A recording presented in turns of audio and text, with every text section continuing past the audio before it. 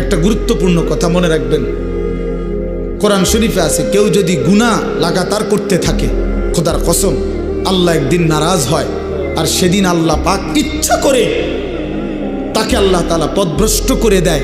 আর কোনোদিন আল্লাহ ইচ্ছা করেই তারে আর হেদায়েত দেয় না, আলোর পথে ফিরতে দেয় না, কল্যাণের পথে আসতে দেয় না, জান্নাতের পথে আর আসতেই দেয় না। খোদার কসম, এটা কোরআন শরীফের আয়াত। আল্লাহ বলছে একদিন আমি সত্যি সত্যি রাগ করলে ফাআনসাহুম আনফুসাহুম, আমি আল্লাহ নিজেই তোর আখিরাত ভুলায় দেব। যা ঠিক আছে বান্দা, গরু ছাগল কুকুর বিড়ালের মতো খা, ঘুমা, পেশাব পায়খানা কর, যৌন চাহিদা মনে পূরণ কর, ঠিক আছে বান্দা, খালাস। নুয়াল্লিহি মা তাওয়াল্লা ওয়া নুসলিহি জাহান্নাম। যা বান্দা, তোর এই উল্টো পথে চলছিস, চলতে থাকো উল্টো, আমিও তোরে উল্টো পথে চালায়া দিলাম।